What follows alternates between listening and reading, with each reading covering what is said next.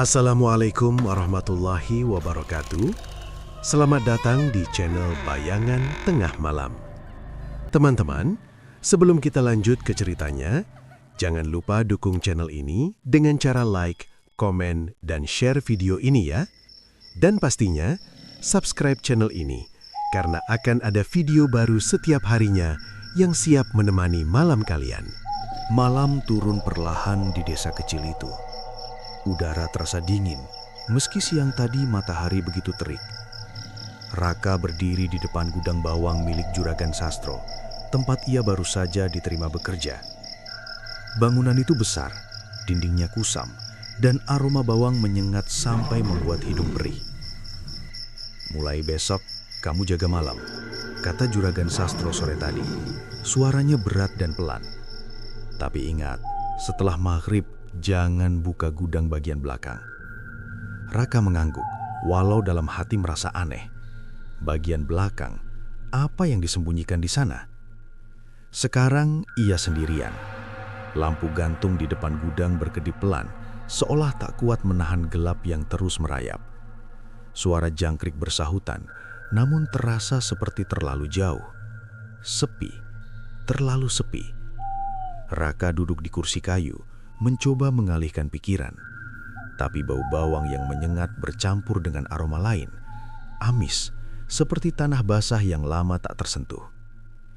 Ia mengernyit. Aneh, ini bukan bau bawang.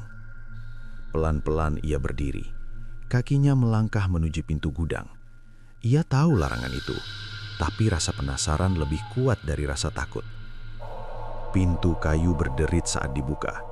Di dalam, tumpukan karung menjulang seperti dinding. Raka mengambil senter dan masuk, menyusuri lorong sempit di antara karung. Suara langkahnya sendiri terasa asing.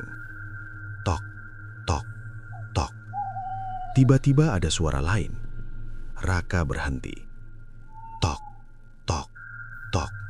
Bukan dari luar, suara itu berasal dari dalam gudang. "Halo?" panggilnya pelan. Tak ada jawaban. Ia melangkah lagi, kali ini lebih hati-hati. Senter diarahkan ke sekitar, tapi hanya bayangan karung yang terlihat. Lalu suara itu muncul lagi. Raka. Raka membeku. Itu suara perempuan, pelan, serak, seperti berbisik dari dalam tanah. "Siapa kamu?" Suaranya bergetar. Tak ada sahutan, hanya bunyi gesekan halus, seperti sesuatu yang bergerak di antara karung. Raka menelan ludah, jantungnya berdetak cepat. Ia mencoba meyakinkan diri, mungkin hanya tikus atau angin. Namun suara itu kembali. "Kemarilah." Kali ini jelas, sangat dekat. Senter di tangannya bergetar, cahaya jatuh pada satu karung di sudut belakang. Karung itu tampak bergerak sedikit. Raka mundur satu langkah. "Ini cuma perasaan," gumamnya. Tapi langkahnya justru maju. Tangannya meraih karung itu perlahan. Saat disentuh, terasa lembab, bukan seperti bawang kering. Ia menarik napas panjang, lalu membuka ikatan karung. Isinya bukan bawang, kosong. Namun dari dalam karung, terdengar napas panjang. Raka terlonjak, jatuh terduduk. Senter terlepas dan menggelinding, cahayanya berputar liar di lantai. Dalam cahaya redup itu sesuatu terlihat. Bayangan panjang, melingkar, seperti tubuh ular. Raka segera meraih senter dan menyorot kembali. Tapi tak ada apa-apa. Karung itu tetap kosong. "Gila, aku pasti capek," bisiknya. Dengan napas tak teratur, ia bangkit dan berlari keluar gudang. Pintu ditutup keras, seolah ingin mengunci semua yang ada di dalam. Di luar, udara terasa lebih segar, namun tubuhnya masih gemetar. Ia duduk lagi di kursi, mencoba menenangkan diri. Beberapa menit berlalu, lalu kerak. Pintu gudang di belakangnya berbunyi pelan. Raka menoleh cepat. Pintu itu terbuka sedikit, padahal tadi ia menutupnya rapat. Dari celah gelap itu terdengar suara yang sama, lebih jelas, lebih dekat. "Aku Lapar. Raka berdiri perlahan. Kakinya terasa berat, tapi matanya tak bisa berpaling dari pintu itu. "Siapa kamu?" tanyanya hampir berbisik. Sunyi sesaat, lalu terdengar suara gesekan panjang seperti tubuh besar yang merayap di lantai kayu. "Temani aku." Napas Raka tercekat. Ia ingin lari, tapi tubuhnya seperti terkunci. Tiba-tiba, tangan seseorang menepuk bahunya. Raka menjerit dan berbalik. Juragan Sastro berdiri di belakangnya. Wajahnya datar, matanya tajam menatap gudang. "Kamu masuk ke dalam?" tanyanya dingin. Raka tak langsung menjawab. Aku cuma dengar suara." Juragan itu menghela napas panjang. "Aku sudah bilang, jangan pernah buka bagian belakang." Suasana mendadak terasa lebih dingin. Raka menunjuk ke pintu yang masih terbuka sedikit. "Di dalam ada sesuatu, Pak." Juragan Sastro menatap celah gelap itu lama. Lalu ia menutup pintu itu dengan perlahan. Suara dari dalam langsung berhenti. Sunyi. Namun sebelum pintu benar-benar tertutup, Raka sempat melihat sesuatu. Sekilas, sepasang mata berwarna kuning pucat menatap lurus ke arahnya. Juragan Sastro mengunci pintu itu, lalu menoleh ke Raka. "Kalau mau tetap kerja di sini, anggap saja kamu tidak pernah mendengar apapun." Raka terdiam. Jantungnya masih berdetak keras. Tapi dalam hatinya, satu hal terasa pasti. Apapun yang ada di dalam gudang itu, bukan manusia. Pagi datang dengan cahaya pucat yang menembus celah dinding gudang. Raka duduk di depan bangunan itu dengan mata sembab. Ia tidak benar-benar tidur semalaman. Setiap kali memejamkan mata, bayangan sepasang mata kuning itu kembali muncul. Suara pintu rumah juragan terbuka. "Masih di sini?" tanya Juragan Sastro singkat. Raka berdiri cepat. "Iya, Pak, saya jaga." Juragan menatapnya beberapa detik, seolah membaca isi kepalanya. "Bagus, ingat aturan, jangan banyak tanya."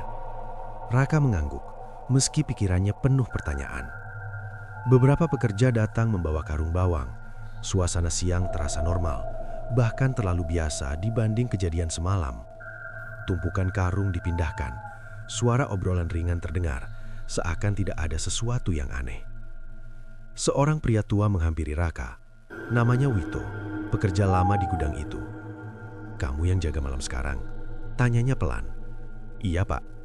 Wito tersenyum tipis, tapi matanya tidak kuat. Raka ragu menjawab. "Maksudnya?" Pria itu mendekat sedikit. "Di sini gak semua orang betah." Raka menelan ludah. "Memangnya kenapa?" Wito tidak langsung menjawab. Ia melirik ke arah rumah juragan, lalu berbisik, "Jangan disahuti." Raka terdiam. Kalau lihat sesuatu, pura-pura nggak lihat. Lanjutnya, "Kalau tidak?" Wito menarik napas panjang. "Orang sebelum kamu hilang." Raka membeku. "Hilang?" Belum sempat bertanya lebih jauh, suara juragan terdengar dari kejauhan. "Wito!" Pria tua itu langsung menjauh. "Sudah, kerja saja, jangan cari tahu." Kata-kata itu justru membuat kepala Raka semakin penuh. Siang berlalu lambat, namun setiap kali Raka mendekati bagian belakang gudang, tubuhnya merinding. Seolah ada sesuatu yang memperhatikannya dari balik tumpukan karung. Sore menjelang, para pekerja mulai pulang satu persatu. Langit berubah jingga, lalu gelap perlahan. Kini Raka sendirian lagi. Ia berdiri di depan pintu gudang, ragu. Bayangan semalam masih jelas, tapi rasa penasaran belum hilang. "Cuma halusinasi," gumamnya mencoba tenang. Namun saat ia hendak duduk, suara itu kembali terdengar. Lebih pelan, lebih dekat. "Raka." Tubuhnya langsung kaku. Ia menoleh ke arah pintu. Kali ini pintu itu tertutup rapat. Tidak ada celah, tapi suara itu tetap ada. "Aku di sini." Raka mundur selangkah. "Diam, ini cuma perasaan." Suara gesekan terdengar dari dalam, panjang, berat, seperti sesuatu yang merayap di lantai kayu. Lalu, tok, tok, seperti ketukan dari dalam pintu. Raka menatap pintu itu tanpa berkedip. "Buka!" Bisikan itu membuat nafasnya tercekat. "Buka, aku dingin." Tangannya gemetar. Ia tahu ia tidak boleh membuka pintu itu. Juragan sudah melarang. Tapi suara itu terdengar seperti meminta tolong. "Aku sendirian." Raka menggigit bibir. "Siapa kamu?" Sunyi sesaat. Lalu terdengar jawaban pelan, hampir seperti tangisan. "Istrinya." Raka mengernyit. "Istri siapa?" Tidak ada jawaban langsung. Hanya suara napas panjang dan gesekan yang semakin dekat ke pintu. Kemudian, dari bawah celah pintu, sesuatu muncul. Tipis, hitam, seperti ujung lidah. Raka mundur cepat, jantungnya berdetak keras. Benda itu bergerak perlahan, menjulur masuk keluar, lalu kembali lagi ke dalam. "Buka." Suara itu kini terdengar lebih dalam. Raka menutup telinganya. "Tidak, saya tidak boleh." Tiba-tiba suara itu berubah. Tidak lagi lembut, melainkan berat dan marah. "Kamu sudah melihatku." Gudang mendadak sunyi. Tak ada suara lagi. Raka berdiri gemetar, mencoba memahami apa yang baru saja terjadi. Langkah kaki terdengar dari belakang. Juragan Sastro datang lagi, seperti semalam. "Kamu dengar lagi?" Tanyanya tanpa basa-basi. Raka menoleh perlahan. "Pak, itu siapa?" Juragan diam sejenak. Wajahnya terlihat lebih pucat dari kemarin. "Sudah saya bilang," ucapnya pelan. "Jangan diladeni." Raka menggeleng. "Tapi dia bilang dia istri." Suasana langsung berubah. Tatapan juragan menjadi tajam. "Kamu bicara dengannya?" Suaranya meninggi sedikit. Raka mundur. "Saya cuma jawab." Juragan mendekat cepat, mencengkeram bahunya. "Mulai sekarang, apapun yang kamu dengar, diam." Nafas Raka tercekat. Kalau tidak, juragan menatap lurus ke matanya. "Dia akan keluar." Angin malam berhembus dingin. Pintu gudang bergetar pelan, seolah ada sesuatu di baliknya yang sedang menunggu. Raka menelan ludah. Kini ia mulai sadar, larangan itu bukan sekedar aturan, tapi cara untuk bertahan hidup. Hari ketiga terasa lebih berat bagi Raka. Tubuhnya lelah, tapi pikirannya tidak pernah benar-benar tenang. Setiap sudut gudang seperti menyimpan rahasia yang belum terungkap. Pagi itu, ia sengaja mendekati bagian belakang saat suasana masih ramai. Beberapa pekerja terlihat sibuk menyusun karung bawang. Tidak ada yang tampak aneh. Namun saat ia berdiri di dekat dinding belakang, aroma berbeda kembali tercium. Bukan sekadar bawang, ada bau lembab bercampur amis yang membuat perut terasa mual. Wito muncul di sampingnya. "Kamu jangan sering ke sini." Raka menoleh. "Di sini kenapa?" Pria tua itu tidak langsung menjawab. Ia hanya menunjuk karung-karung yang tersusun rapi. "Itu bukan sekadar bawang." Raka mengerutkan kening. "Maksudnya?" Wito mendekat. Suaranya hampir tak terdengar. "Kadang ada yang bergerak." Raka langsung terdiam. Salah satu karung di sudut tampak sedikit bergeser. Sangat halus, tapi cukup terlihat. "Itu!" bisik Raka. Wito segera menarik lengannya. "Jangan dilihat lama-lama." "Tapi tadi..." "Sudah," potong Wito cepat. "Kalau kamu masih mau pulang hidup, jangan cari tahu." Langkah kaki juragan terdengar mendekat. Wito langsung menjauh seperti tidak terjadi apa-apa. Sepanjang siang, Raka tidak bisa berhenti memikirkan kata-kata itu. Bukan sekadar bawang. Lalu apa isi karung itu sebenarnya? Sore datang, pekerja kembali pulang satu persatu. Seperti hari sebelumnya, Raka ditinggal sendirian. Langit gelap, udara terasa lebih dingin dari biasanya. Ia duduk di kursi, mencoba tidak memikirkan apapun. Namun, suara kecil mulai terdengar lagi. Kali ini bukan dari pintu, melainkan dari dalam gudang. Gesekan panjang, pelan, seperti sesuatu menyeret tubuhnya. Raka menutup mata sebentar. Jangan didengar. Tapi suara itu semakin jelas. Bruk, seperti ada sesuatu jatuh. Raka berdiri, nafasnya berat. Ia menatap pintu gudang yang tertutup rapat. Lalu terdengar suara lain, bukan bisikan, melainkan suara dari dalam karung. Tertahan, seperti sesuatu yang berusaha keluar. Raka menggigit bibir. Ia tahu, ia tidak boleh masuk. Tapi jika ada sesuatu yang hidup di dalam sana, kalau ini manusia, gumamnya. Perlahan ia membuka pintu, kali ini tanpa suara. Gelap langsung menyambut.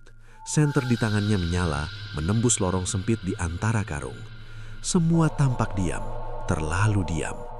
Raka melangkah masuk, 1 langkah, 2 langkah.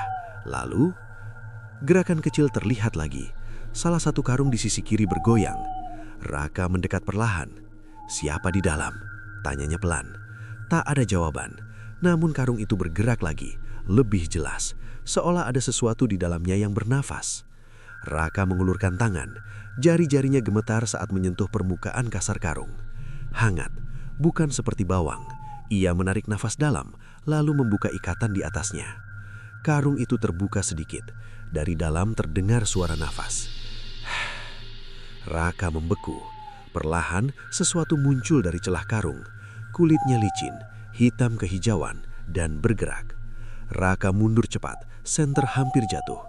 Benda itu keluar sedikit lagi, bukan manusia, melainkan tubuh panjang, bersisik, seekor ular, namun ukurannya tidak normal. Terlalu besar untuk berada dalam karung. Kepalanya belum terlihat, tapi tubuhnya terus bergerak keluar, melingkar pelan. Raka tersandung ke belakang. Ini nggak mungkin. Tiba-tiba, suara itu muncul lagi, dekat sekali. "Raka!" Ia menoleh cepat. Di ujung lorong sesuatu berdiri, sosok perempuan. Rambutnya panjang menutupi wajah, tubuhnya kurus, pakaiannya kotor seperti terendam tanah lama. Raka tidak berani bergerak. "Kenapa kamu buka?" Suaranya lirih. Maaf," jawab Raka gemetar. Perempuan itu mengangkat wajahnya perlahan. Mata kuning pucat itu kembali terlihat, sama seperti semalam. "Aku lapar." Tubuh ular di belakangnya bergerak lebih cepat. Kini Raka sadar, itu bukan 2 makhluk berbeda. Tubuh perempuan itu tersambung dengan ular besar di belakangnya, seperti satu kesatuan. Setengah manusia, setengah ular. Raka mundur pelan.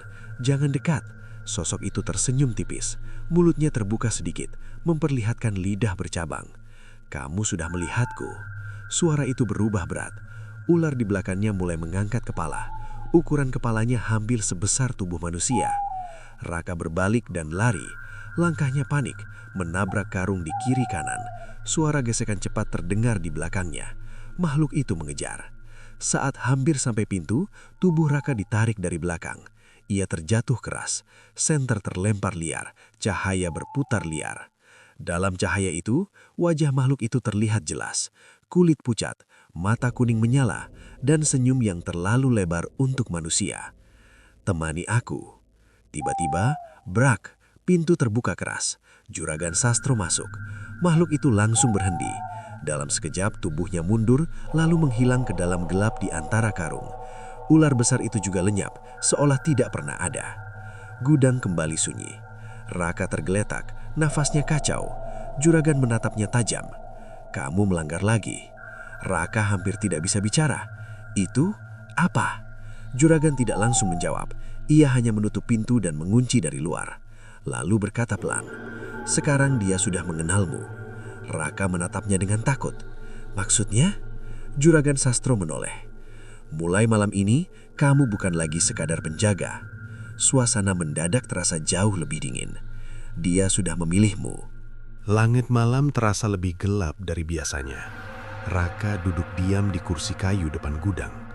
Tubuhnya masih lemas setelah kejadian tadi. Tangannya sesekali bergetar tanpa ia sadari. Kata-kata juragan terus terngiang di kepalanya. "Dia sudah memilihmu." Raka menelan ludah. Memilih untuk apa? Pintu rumah juragan tertutup rapat. Tidak ada tanda-tanda pria itu akan keluar lagi. Suasana sekitar benar-benar sepi. Hanya angin pelan yang menggerakkan dedaunan. Namun kali ini, kesunyian terasa berbeda. Seolah bukan sekedar sunyi, melainkan menunggu. Raka mencoba berdiri. Ia ingin pergi dari tempat itu, pulang, menjauh sejauh mungkin. Tapi saat ia melangkah, kakinya terasa berat. Lalu suara itu datang lagi. Lebih dekat, lebih jelas. "Raka." Ia langsung menoleh ke arah gudang. Pintu masih terkunci, tapi suara itu tidak lagi dari dalam, melainkan dari belakangnya. Perlahan Raka membalikkan badan. Tak ada siapa-siapa, namun udara di sekitarnya terasa dingin menusuk. Aku di sini. Bisikan itu tepat di telinganya. Raka tersentak, mundur cepat. Jangan ganggu aku. Suara itu tertawa pelan, bukan tawa manusia, lebih seperti desisan panjang yang dipaksa terdengar seperti tawa. Kamu sudah melihatku, kamu milikku. Raka menggeleng keras. Tidak, saya tidak mau. Angin tiba-tiba berhembus kencang. Lampu gantung di atasnya bergoyang liar, cahayanya naik turun. Bayangan di tanah ikut bergerak. Dan di antara bayangan itu terlihat sesuatu yang tidak sesuai. Bayangan panjang, melingkar, seperti tubuh ular raksasa. Padahal di sekitarnya tidak ada apapun. Raka membeku. Perlahan bayangan itu mendekat, mengelilinginya tanpa suara. Kamu tidak bisa pergi. Bisikan itu kini terdengar dari segala arah. Raka menutup telinga, tapi suara itu tetap masuk ke kepalanya. Kamu sudah membuka jalan. Kakinya terasa lemah, ia jatuh terduduk. Tiba-tiba dari arah gudang terdengar bunyi keras. Krak, seperti sesuatu menghantam dari dalam. Pintu bergetar, sekali, dua kali. Keluar. Suara itu berubah menjadi lebih dalam, penuh tekanan. Raka menatap pintu itu dengan mata melebar. Buka, aku ingin keluar. Ia menggeleng panik. Tidak, tidak. Namun tubuhnya bergerak sendiri. Tangannya perlahan terangkat, kakinya berdiri tanpa ia perintahkan. Langkahnya menuju pintu gudang. Berhenti, bisiknya pada dirinya sendiri. Tapi tubuhnya tidak patuh. Setiap langkah terasa ditarik oleh sesuatu yang tak terlihat. Kamu milikku. Suara itu kini lembut, tapi menekan, seperti perintah. Raka sampai di depan pintu. Tangannya menyentuh gembok. Dingin, sangat dingin. Ia mencoba melawan. Jangan buka. Namun jari-jarinya mulai bergerak, satu persatu, melepas kunci. Klik. Gembok terbuka. Pintu sedikit terbuka dengan sendirinya. Dari dalam gelap pekat menyambutnya. Dan dari kegelapan itu muncul dua titik cahaya kuning. Mata itu menatap langsung ke arahnya. Raka mundur selangkah, tapi terlambat. Sesuatu melesat cepat dari dalam, melingkar di kakinya. Dingin, licin. Raka menjerit. Tubuh panjang itu naik perlahan, melilit pinggangnya. Ia mencoba melepaskan, tapi tidak bisa. Lepaskan aku. Dari dalam gudang, sosok perempuan itu muncul lagi. Kali ini lebih jelas. Rambutnya terbelah memperlihatkan wajah pucat dengan mata kuning menyala. Bibirnya tersenyum tipis.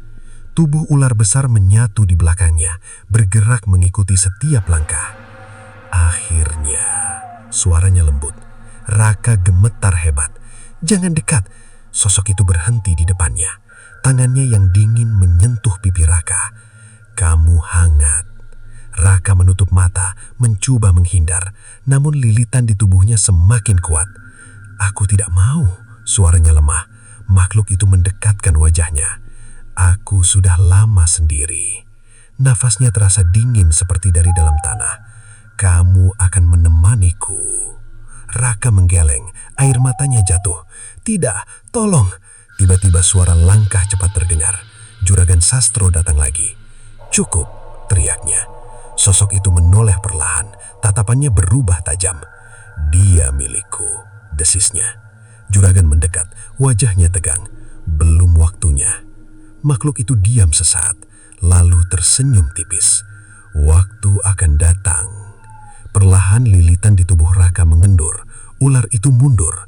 Sosok perempuan itu juga melangkah mundur, kembali ke dalam gelap. Sebelum menghilang, ia berbisik pelan. Jangan lari. Pintu gudang menutup sendiri. Sunyi kembali menyerap. Raka jatuh lemas ke tanah. Nafasnya tidak teratur. Juragan berdiri di sampingnya. Kamu sudah terikat, katanya pelan. Raka menatapnya dengan putus asa. Saya harus bagaimana? Juragan tidak langsung menjawab. Wajahnya terlihat berat. Tidak ada jalan keluar, ucapnya akhirnya. Angin malam kembali berhembus pelan. Namun kini Raka tahu, ia tidak lagi sekedar penjaga. ia sudah menjadi bagian dari sesuatu yang lebih gelap. Pagi itu Raka terbangun di kursi kayu dengan tubuh pegal. Ia tidak ingat kapan tertidur. Kepalanya terasa berat, seperti semalam hanya mimpi buruk panjang, tapi bekas lilitan di perutnya masih terasa nyeri. Ia menunduk. Kulitnya tampak memerah, seperti bekas cekitan sesuatu yang kuat. "Ini nyata," bisiknya pelan. Langkah kaki mendekat. Wito datang membawa karung, lalu berhenti saat melihat wajah Raka. "Kamu kelihatan beda," katanya pelan. Raka mengangkat kepala.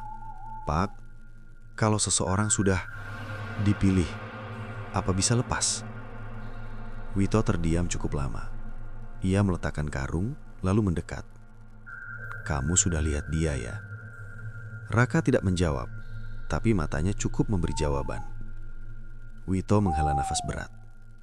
"Sudah terlambat." "Tidak ada cara?" tanya Raka cepat. Pria tua itu menggeleng pelan. "Semua yang masuk ke urusan itu pasti bayar harga." Raka menggenggam tangannya. "Harga apa?" Wito menatap sekitar, memastikan tidak ada yang mendengar. "Nyawa atau kewarasan."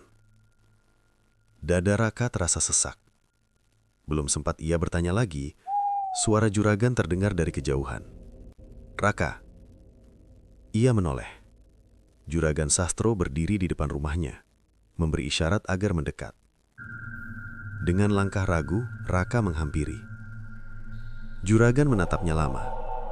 "Kamu masih mau kerja di sini?" Raka terdiam. Pertanyaan itu terdengar sederhana, tapi jawabannya terasa berat. Ia ragu. Juragan memotong. "Kalau kamu pergi sekarang, kamu tetap tidak akan lepas." Raka membeku. "Maksudnya?" Juragan mendekat sedikit. "Dia sudah menandaimu. Mau kamu dimanapun, dia akan cari." Angin pagi terasa dingin tiba-tiba. "Jadi saya harus tetap di sini?" Suara Raka melemah. Juragan mengangguk pelan. "Setidaknya di sini, aku masih bisa menahan dia." Raka menelan ludah. "Kenapa, Pak? Kenapa semua ini terjadi?" Untuk pertama kalinya, wajah juragan terlihat lelah. "Karena aku yang memulainya." Raka terkejut. "Apa maksudnya?" Juragan tidak langsung menjawab. Ia menatap ke arah gudang seolah melihat sesuatu yang tidak terlihat oleh orang lain. "Dulu, aku bukan siapa-siapa. Hutang banyak, usaha gagal. Sampai akhirnya aku ditawari jalan cepat." Raka diam, mendengarkan. "Pesugihan," lanjut juragan. "Dengan syarat menikah dengan dia." Raka merinding. "Dan tidak boleh..." Ia berhenti sebentar. "Melakukan hal yang melanggar perjanjian." Raka langsung paham. "Termasuk beribadah?" Juragan mengangguk. Sunyi sejenak. Awalnya semua terasa mudah. Uang datang, usaha lancar. Tapi lama-lama dia mulai meminta. "Apa yang diminta?" tanya Raka pelan. Juragan menatap Raka. "Teman." Raka mengernyit. "Mangsa," tambah juragan dingin. Dunia Raka seperti berhenti. "Orang-orang yang kerja di sini," suaranya bergetar. "Yang hilang itu..." Juragan tidak menjawab, tapi tatapannya cukup jelas. Raka mundur satu langkah. "Jadi saya juga..." "Belum," potong juragan cepat. "Kalau dia mau langsung mengambilmu, kamu tidak akan selamat semalam." Raka terdiam. "Dia memilihmu. Itu artinya ada tujuan lain." "Tujuan apa?" tanya Raka. Juragan tidak langsung menjawab. Wajahnya kembali tegang. "Saat waktunya tiba, kamu akan tahu." Jawaban itu justru membuat Raka semakin takut. Siang berlalu tanpa terasa. Tapi kini setiap aktivitas terasa berbeda. Setiap karung bawang seperti menyimpan ancaman. Setiap sudut terasa diawasi. Sore menjelang lagi, dan Raka mulai takut pada malam. Saat langit benar-benar gelap, Ia duduk di tempat yang sama. Namun kali ini ia tidak merasa sendirian. Ia tahu sesuatu sedang menunggu. Tak lama, suara itu kembali. Lebih halus, lebih dekat. Raka? Ia menutup mata. Pergi. Aku tidak akan menyakitimu. Raka menggeleng. Bohong. Suara itu terdengar seperti tersenyum. Aku hanya ingin dekat. Udara di sekitarnya menjadi dingin, sangat dingin. Raka membuka mata perlahan. Di depannya, sosok itu sudah berdiri. Tanpa suara, tanpa langkah. Begitu dekat. Tubuhnya masih setengah manusia, setengah ular. Mata Kuningda menatap dalam. Kamu takut, katanya pelan. Raka mundur, tapi tubuhnya lemah. Jangan. Makhluk itu berlutut di depannya. Wajahnya sejajar. Aku bisa membuatmu kaya, bisiknya. Raka terdiam. Aku bisa memberi apapun yang kamu mau. Suara itu masuk ke dalam kepalanya, seperti bisikan yang tidak bisa ditolak. Cukup temani aku. Raka menggigit bibir. Ia tahu ini salah, tapi kata-kata itu terasa menggoda. Kamu tidak akan menderita, lanjutnya. Raka menutup telinga. Diam. Makhluk itu tersenyum tipis. Semua orang akhirnya menerima. Ia mendekat sedikit lagi, termasuk juraganmu. Raka terdiam. Dalam hatinya, rasa takut perlahan bercampur dengan sesuatu yang lain. Godaan. Makhluk itu mengulurkan tangan dingin ke arahnya. Sekarang giliranmu. Angin malam berhenti. Segalanya terasa sunyi. Dan untuk pertama kalinya, Raka tidak langsung menolak. Malam terasa lebih sunyi dari biasanya. Tidak ada suara jangkrik, tidak ada angin. Seolah seluruh desa menahan napas. Raka masih duduk di depan gudang. Tatapannya kosong, pikirannya penuh. Kata-kata makhluk itu terus berputar di kepalanya. Aku bisa memberi apapun. Ia menggenggam tangannya erat. Tidak, ini salah. Namun bayangan hidup susah yang pernah ia alami muncul satu persatu.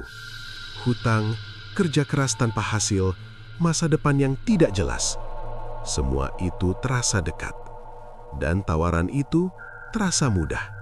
Tiba-tiba, udara di sekitarnya berubah dingin. Ia tidak perlu menoleh. Ia tahu siapa yang datang. Kamu masih berpikir. Suara itu lembut. Raka menarik napas dalam. Kenapa aku? Makhluk itu muncul di sampingnya, duduk tanpa suara. Tubuhnya masih sama. Bagian bawah melingkar panjang. Sisiknya berkilau samar dalam gelap.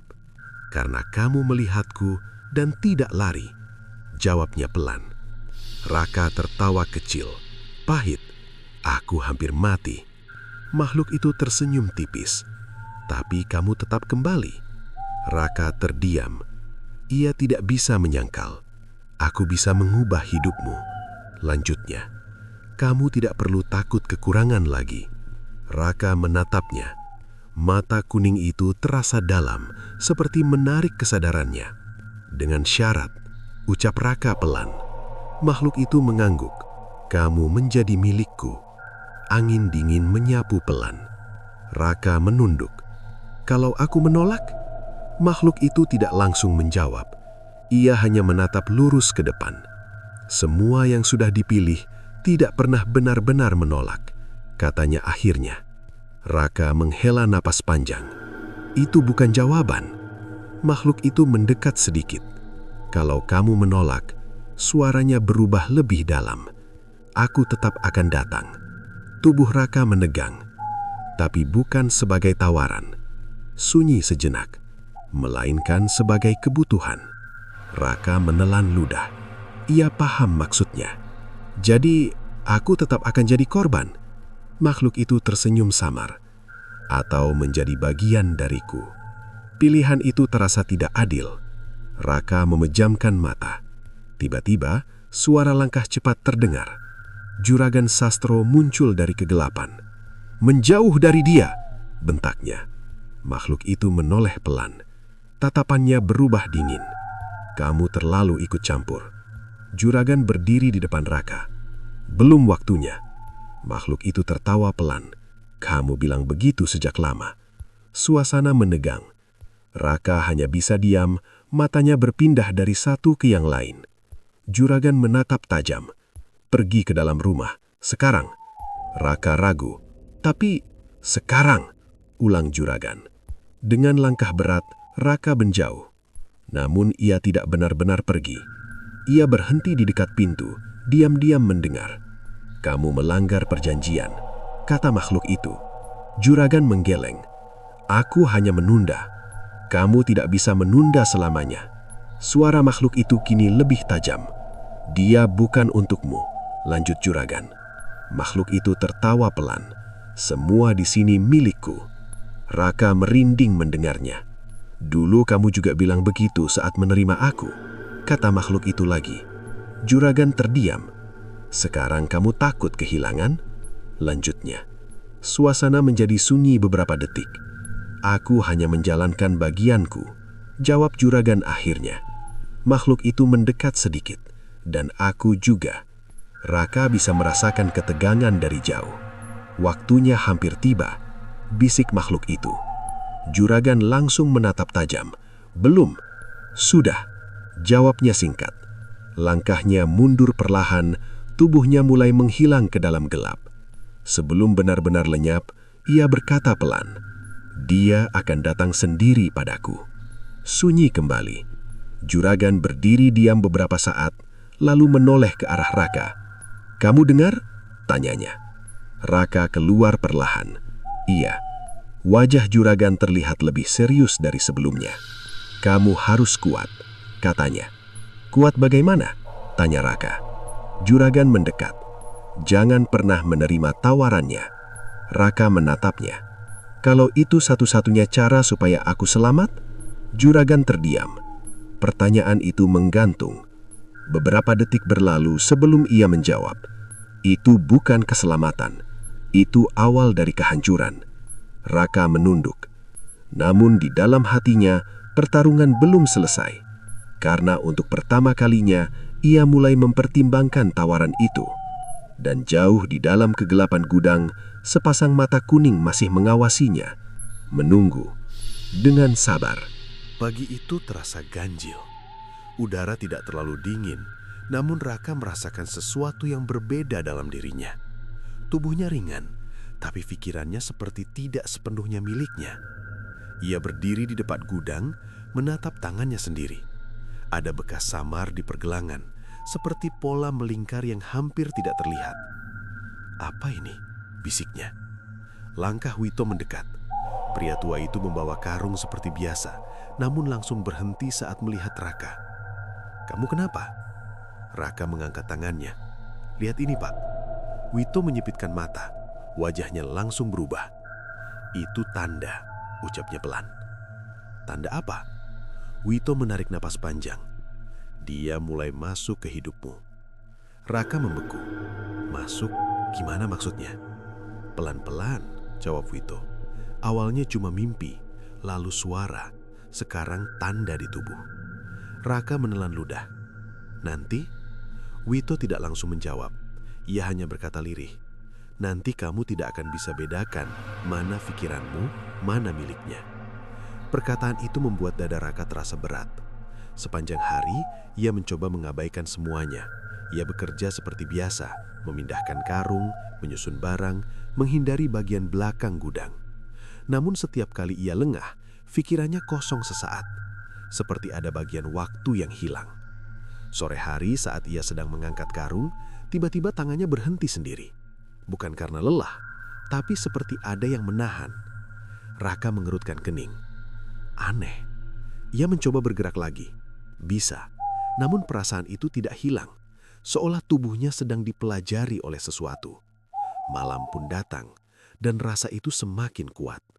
Raka duduk di kursi, tapi matanya sulit fokus. Pandangannya kadang kabur, kadang jelas kembali. Lalu suara itu muncul. Bukan dari luar, melainkan dari dalam kepalanya. Raka. Ia langsung menutup telinga. Pergi. Aku tidak di luar. Nafasnya mulai tidak beraturan. Aku di dalam dirimu. Raka berdiri cepat. Diam. Namun suara itu tidak berhenti. Kamu merasakannya kan? Tubuhnya tiba-tiba bergerak sedikit tanpa ia sadari. Jarinya mengencang. Kakinya melangkah satu langkah ke depan. Raka panik. Berhenti. Ia mencoba menahan, tapi gerakan itu tetap terjadi. Kecil tapi nyata. Kamu tidak perlu melawan. Raka menggigit bibir. Ini tubuhku. Tiba-tiba, bayangan di tanah berubah lagi. Melingkar, mengikuti gerak tubuhnya. Lebih besar dari sebelumnya. Sekarang juga milikku. Suara itu terdengar seperti berbisik sekaligus mendesis. Raka jatuh berlutut. Kepalanya terasa sakit. Bayangan itu semakin jelas. Seperti ular raksasa yang menempel pada dirinya. Tidak mau, teriaknya. Tiba-tiba, semua berhenti. Sunyi. Raka terengah-engah.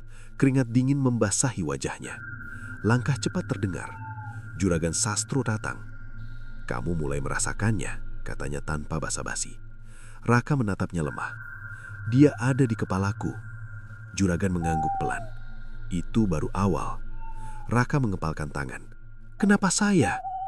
Juragan tidak langsung menjawab. Ia hanya menatap gudang. Karena kamu cocok, ucapnya akhirnya. Cocok untuk apa? Juragan menoleh pelan. Untuk menggantiku. Dunia Raka terasa berhenti. Mengganti apa? Juragan mendekat. Wajahnya terlihat lelah, seperti menyimpan beban lama. Aku tidak bisa selamanya, katanya pelan. Perjanjian itu butuh penerus. Raka menggeleng cepat. Tidak, saya tidak mau. Juragan menatapnya tajam. Kamu pikir aku mau dulu? Sunyi. Aku juga seperti kamu, awalnya menolak, tapi lama-lama tidak ada pilihan. Raka mundur pelan. Kalau tidak ada penerus, kata Juragan lagi, semuanya akan hancur. Maksudnya, Juragan menunjuk gudang. Dia tidak akan diam di situ. Angin malam berhembus dingin. Raka menelan ludah. Lalu Juragan berkata lagi, dan saat itu terjadi, bukan cuma kamu yang jadi korban. Kata-kata itu menggantung di udara. Raka menunduk, kepalanya masih berdenyut. Namun kini ia mulai mengerti. Ia bukan dipilih tanpa alasan. Ia sedang dipersiapkan, perlahan, tanpa ia sadari. Dan jauh di dalam pikirannya, suara itu kembali muncul. Lebih lembut, lebih sabar. Kamu akan mengerti. Raka menutup mata. Tapi kali ini, ia tidak lagi bisa memastikan apakah itu benar-benar pikirannya sendiri. Malam itu terasa berbeda. Udara tidak hanya dingin, tapi juga berat. Seperti membawa sesuatu yang akan segera terjadi. Raka berdiri di depan gudang dengan perasaan gelisah yang sulit dijelaskan. Sejak sore, suara di kepalanya tidak berhenti. Malam ini, kalimat itu terus berulang. Ia menggenggam kepala, mencoba menahan. Cukup. Namun bisikan itu justru semakin jelas. Waktunya. Langkah kaki terdengar dari belakang. Juragan Sastro datang dengan wajah tegang. Kamu juga merasakannya? Tanyanya singkat. Raka mengangguk pelan. Apa yang akan terjadi? Juragan menatap pintu gudang lama. Penentuan. Jantung Raka berdetak lebih cepat. Kalau kamu menolak, dia akan mengambilmu, lanjut Juragan. Kalau kamu menerima, kamu menggantikanku. Raka terdiam. Tidak ada pilihan yang benar. Kenapa harus malam ini? Tanyanya. Juragan menghela nafas. Karena perjanjian punya waktunya sendiri. Angin tiba-tiba berhenti. Suasana menjadi sunyi total. Lalu, krak. Pintu gudang bergetar keras. Sekali, dua kali. Kunci di pintu mulai bergerak sendiri. Raka mundur. Dia keluar. Juragan tidak bergerak. Sudah waktunya. Klik. Pintu terbuka perlahan. Gelap pekat di dalam seperti menelan cahaya. Tidak ada karung, tidak ada lantai yang terlihat. Hanya kegelapan. Dan dari dalam, sesuatu merayap keluar. Pelan. Tubuh panjang bersisik muncul lebih dulu, menggesek lantai dengan suara berat. Lalu sosok perempuan itu menyusul. Wajahnya kini terlihat lebih jelas dari sebelumnya. Kulitnya pucat kebiruan, mata kuningnya menyala terang. Akhirnya, suaranya lembut. Raka tidak bisa bergerak. Makhluk itu mendekat tanpa suara. "Kamu sudah siap," bisiknya. Raka menggeleng lemah. "Tidak." Makhluk itu tersenyum tipis. "Kamu tidak perlu takut lagi." Juragan melangkah maju, berhenti di situ. Makhluk itu menoleh pelan. "Kamu masih mencoba menahan?" "Aku belum selesai," jawab juragan tegas. Makhluk itu tertawa pelan. "Kamu sudah selesai sejak lama." Suasana menegang. Raka berdiri di tengah, tidak tahu harus berpihak kemana. "Kamu janji," kata juragan, "selama ada penerus, aku bebas." Makhluk itu mengangguk. "Benar. Jadi lepaskan dia." Makhluk itu menatap Raka, lalu kembali ke juragan. "Kalau dia menolak, aku berhak mengambil," ucapnya tenang. Juragan diam. Semua kembali pada Raka. Makhluk itu mendekat lagi. "Katakan saja," bisiknya lembut. Raka menutup mata. Kepalanya terasa penuh. Suara di dalam pikirannya semakin keras. "Terima, selesai. Tidak ada sakit." Ia teringat hidupnya dulu. Susah, tidak punya apa-apa, tidak ada masa depan yang jelas. Lalu ia melihat juragan, kaya, berkuasa. Semua itu karena perjanjian ini. Namun, ia juga melihat wajah juragan sekarang. Lelah, kosong, seperti orang yang sudah kehilangan segalanya. Raka membuka mata. "Kamu mau hidup seperti dia?" bisik makhluk itu. Raka menatapnya. "Atau mati tanpa arti." Kalimat itu menancap dalam. Sunyi beberapa detik. "Pilih," kata makhluk itu. Raka menarik nafas panjang. Tangannya gemetar. Namun perlahan, ia mengangkat kepala. "Saya," suaranya pelang. Juragan menatapnya tegang. "Pikirkan baik-baik." Makhluk itu tersenyum. Raka menatap keduanya, lalu berkata, "Saya tidak mau." Sunyi. Makhluk itu tidak langsung bereaksi, hanya diam. Lalu senyumnya perlahan hilang. "Kamu menolak," suaranya berubah dingin. Raka mundur selangkah. "Saya tidak mau jadi seperti ini." Udara langsung berubah berat, sangat dingin. Makhluk itu menatap tajam. "Kalau begitu," desisnya pelan. Tubuh ularnya bergerak cepat, melingkar, mendekat. "Kamu menjadi milikku dengan cara lain." Raka mundur panik. Juragan langsung maju, berhenti. Makhluk itu mengabaikan. Gerakannya semakin cepat.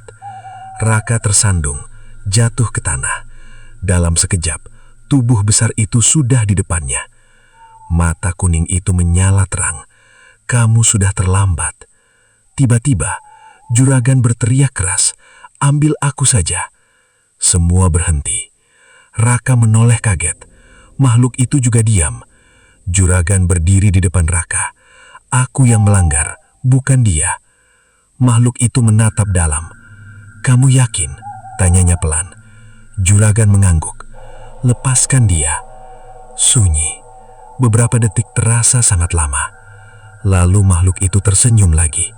Namun kali ini berbeda, lebih dingin. "Baik, kamu berhak." Raka merasa lega sesaat. Namun perasaan itu langsung hilang saat makhluk itu melanjutkan. "Tapi bukan dia yang akan menggantikanmu." Raka mengernyit. Melainkan sesuatu yang sudah ada dalam dirinya. Dunia terasa berhenti. Makhluk itu menatap Raka. Tanda itu sudah cukup. Tubuhnya perlahan mundur, masuk kembali ke dalam gelap. Pintu gudang menutup sendiri. Sunyi kembali. Raka masih di tanah. Nafasnya tidak teratur. Ia menatap tangannya. Tanda di pergelangan itu kini semakin jelas dan bergerak pelan, seperti hidup. Fajar datang tanpa kehangatan. Cahaya matahari menembus halaman. Tetapi Raka tidak merasakan nyaman. Ia duduk di tanah dekat gudang, menatap pergelangan tangannya. Tanda itu kini jelas. Garis melingkar seperti sisi kecil, bergerak pelan di bawah kulit. Hilang atau tidak, gumamnya. Ia mencoba menggosok, menekan, bahkan mencubit. Tidak ada perubahan. Pola itu tetap ada, seolah menjadi bagian dari dirinya. Langkah pelan terdengar. Juragan Sastro berdiri di dekatnya. Wajahnya lebih pucat dari biasanya. "Kamu masih hidup," ucapnya singkat. Raka menatapnya. "Apa maksudnya semalam?" Juragan tidak langsung menjawab. Ia hanya duduk di kursi kayu, menatap gudang yang tertutup rapat. "Dia tidak pernah benar-benar melepaskan," katanya pelan. Raka menelan ludah. "Tapi saya menolak." "Tubuhmu menolak, tapi tanda itu sudah menerima." Raka membeku. "Jadi saya tetap..." Juragan mengangguk pelan. "Kamu tetap terikat." Sunyi sejenak. "Lalu apa bedanya dengan menerima?" tanya Raka. Juragan menarik napas panjang. "Bedanya, kamu tidak sadar saat semuanya terjadi." Dada Raka terasa sesak. Ia menatap tangannya lagi. Tanda itu bergerak lebih cepat saat ia memperhatikannya, seperti merespons. Apa yang akan dia lakukan? Suara Raka mulai bergetar. Juragan menoleh, mengambil alih. Kata itu terasa dingin. Pelan-pelan, mulai dari pikiran, lalu tubuh. Raka berdiri cepat. "Tidak, saya masih bisa lawan." Namun saat ia mencoba melangkah, tubuhnya berhenti sesaat. Hanya sebentar, tapi cukup membuatnya sadar. Ia tidak sepenuhnya memegang kendali. Juragan melihat itu. "Kamu sudah mulai merasakannya." Raka menggenggam kepalanya. "Pergi dari sini, saya harus pergi." Ia berjalan menjauh dari gudang. 1 langkah, 2 langkah. Namun tiba-tiba tubuhnya berhenti lagi. Lebih lama. Kakinya tidak mau bergerak. "Jalan," bisiknya panik. Tidak ada respons. Lalu suara itu kembali. Bukan dari luar, dari dalam. "Tidak perlu pergi." Raka membeku. "Diam," gumamnya. "Kita sudah di tempat yang tepat." Nafasnya memburu. "Ini tubuhku. Sekarang milik kita." Tiba-tiba tubuhnya bergerak sendiri, pelan, berbalik arah, menuju gudang. "Tidak, saya mencoba menahan, tapi sia-sia." Langkahnya terus maju. Juragan berdiri, wajahnya tegang. "Kamu tidak bisa melawan itu sendirian." Raka menatapnya putus asa. "Tolong, hentikan." Juragan menggeleng pelan. "Aku dulu juga begitu." Kata-kata itu terasa seperti vonis. Tubuh Raka terus berjalan. Pintu gudang kini di depannya. Tangan kanannya terangkat perlahan, menyentuh kayu dingin itu. "Kamu lihat, itu bukan kamu lagi." Suara juragan lirih. Raka menitikkan air mata. "Saya masih sadar." Tidak lama lagi, suara itu semakin jelas, seolah berbicara langsung dari dalam dadanya. Pintu terbuka pelan. Kali ini tanpa kunci, tanpa suara. Gelap di dalam terasa lebih dalam dari sebelumnya. Raka melangkah masuk. 1 langkah, 2 langkah. Karung-karung di dalam tampak berbeda. Tidak diam, beberapa bergerak pelan, seperti bernafas. Raka berdiri di tengah lorong. Tubuhnya berhenti, kepalanya menunduk. "Keluar," bisiknya lemah. Tidak ada jawaban. Namun bayangan di lantai berubah, melingkar, mengelilinginya. perlahan sosok itu muncul lagi. Perempuan dengan tubuh ular, mata kuningnya menyala. Namun kali ini, ia tidak mendekat. Ia hanya tersenyum. "Kamu sudah datang." Raka tidak menjawab. Tubuhnya berdiri diam. "Tanpa paksaan," lanjut makhluk itu. Juragan berdiri di pintu, menyaksikan dengan wajah kosong. "Sekarang kamu mengerti," katanya pelan. Makhluk itu mengangguk. "Ini yang sebenarnya." Raka mencoba mengangkat kepala. Matanya masih manusia, tapi kosong. "Tolong," suaranya hampir tidak terdengar. Makhluk itu mendekat sedikit. Terlambat. Tangannya menyentuh dada Raka. Dingin. Namun kali ini Raka tidak melawan. Tubuhnya justru diam. Tanda di pergelangan tangannya bergerak cepat. Naik, menuju lengan, menuju leher. Juragan menutup mata sejenak. "Sudah selesai," bisiknya. Makhluk itu tersenyum puas. "Belum," katanya pelan. Raka tiba-tiba mengangkat kepala. Namun yang terlihat bukan lagi ketakutan, melainkan tatapan tajam. Mata itu perlahan berubah. Kuning, samar tapi jelas. Makhluk itu menatapnya dalam. "Lihat," bisiknya. Raka tersenyum tipis. Gerakan kecil, tidak seperti sebelumnya. Lebih tenang, lebih dingin. Juragan membuka mata, lalu terdiam. "Apa ini?" Suaranya pelan. Makhluk itu menjawab tanpa menoleh. "Bukan pengganti." Sunyi sejenak. "Ini awal baru." Raka berdiri tegak. Tubuhnya tidak lagi bergetar. Ia menatap sekeliling gudang, lalu ke arah juragan. Senyumnya tipis, namun terasa asing. "Sekarang," ucapnya pelan. Suara itu bukan sepenuhnya miliknya. Lebih dalam, lebih berat. "Kita tidak butuh penerus lagi." Udara di dalam gudang menjadi sangat dingin. Juragan mundur perlahan. Untuk pertama kalinya, ia terlihat takut. Dan di tengah gudang itu, Raka tidak lagi sendiri. Sesuatu telah hidup di dalam dirinya, bukan sebagai tamu, tapi sebagai bagian.